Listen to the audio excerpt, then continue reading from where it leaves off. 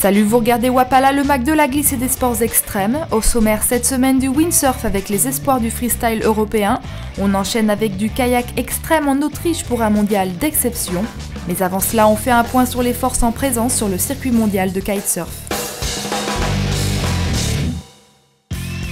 Alors que dans quelques jours débute l'avant-dernière étape de la PKRA en freestyle en Nouvelle-Calédonie, il est temps de faire un point sur les meilleurs riders de cette saison 2010.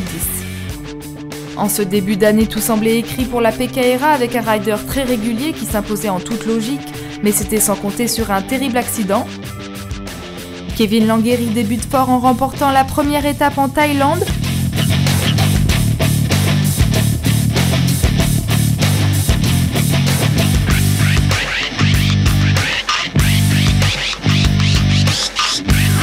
Puis il re-signe une belle première place au Maroc.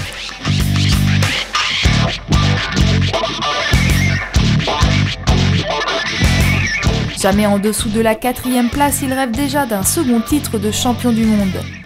Mais tout s'écroule à Fuerteventura cet été. Kevin affronte alors son principal rival, Andy Yates, pour la victoire de l'étape. Tout se passe bien jusqu'à ce que Kevin ratterrisse violemment d'une chute et s'explose le genou, contraint à l'arrêt pour plusieurs mois.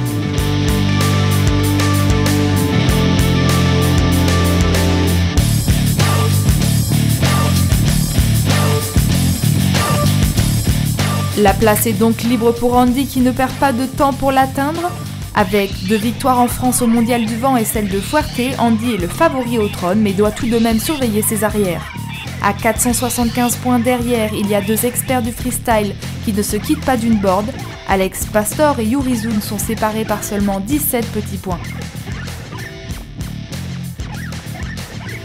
Yuri, fort de ses 2 victoires sur cette fin d'année à Tenerife et en Argentine, semble prendre l'avantage même si pour l'instant il pointe à la 4e place du classement.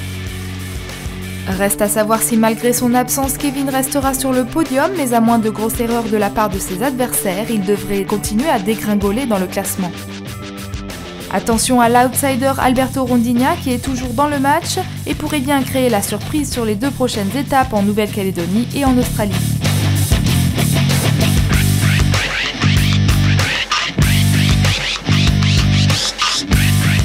Côté femmes, le suspense a disparu depuis plusieurs semaines. L'Espagnole Gisela Pulido rafle tout avec pas moins de 7 victoires sur la PKRA.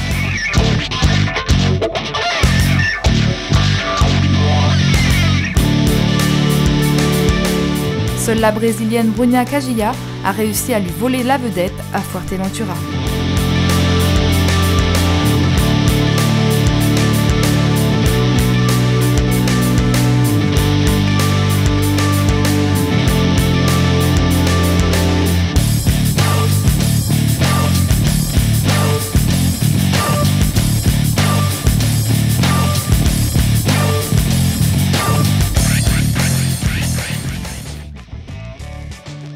Après le kitesurf, place au windsurf pour découvrir les futurs champions du monde de freestyle.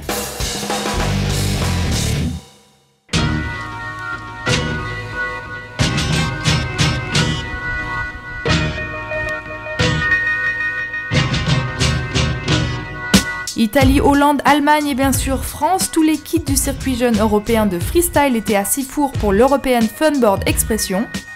Et les minots se sont gavés avec 3 jours de Mistral entre 15 et 30 nœuds, 3 jours d'action non-stop. Il y a 3 ans, le Funboard Expression était une simple compète régionale. Aujourd'hui, elle est devenue une compétition d'envergure européenne.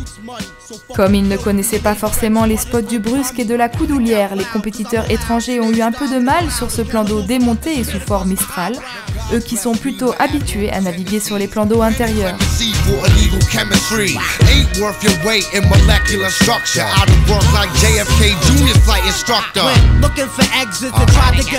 C'est un Français qui s'impose après une double élimination.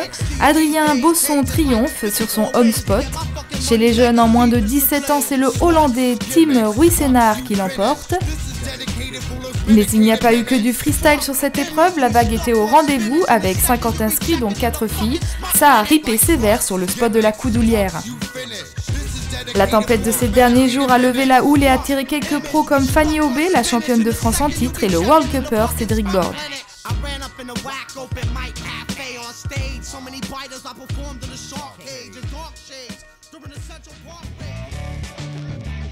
Cette fois, on change radicalement de décor et d'ambiance pour aller à la rencontre des meilleurs kayakistes de l'extrême. De la banquise à l'Amazonie, le kayakiste extrême fait corps avec la nature. Sur ces terrains inhospitaliers et accidentés, il se sent chez lui. Marchant la plupart du temps un véritable marathon pour obtenir les rivières qu'il veut atteindre et transportant entre 40 et 50 kilos sur son dos. Ces experts des difficultés en eau vive sont souvent loin de toute civilisation et autonomes pendant plusieurs jours dans des endroits éloignés à travers le monde. Le kayak se transforme alors en un véritable sac à dos dans lequel les pagayeurs rangent leur nourriture et leur équipement. Au bout du chemin, il y a toujours un vrai paradis pour kayakistes extrêmes, avec des rapides uniques et des chutes d'eau à la forme parfaite.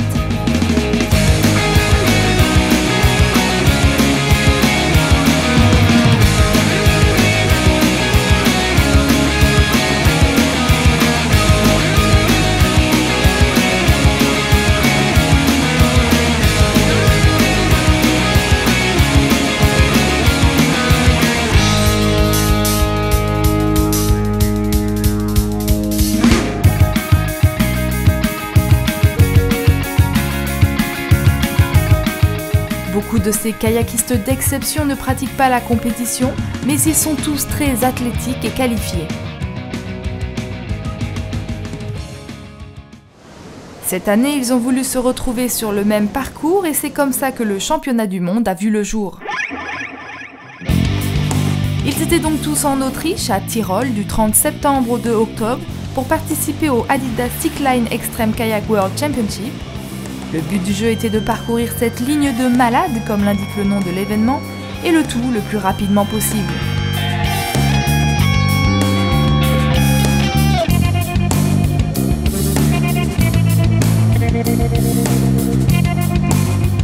À ce jeu-là, c'est un Néo-Zélandais qui a été le meilleur.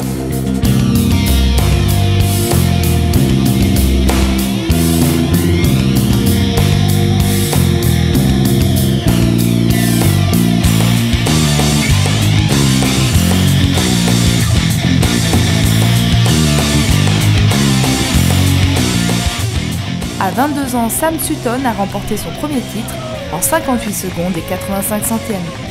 C'est sur ces images que l'on se quitte, à la semaine prochaine, à plus et bon ride!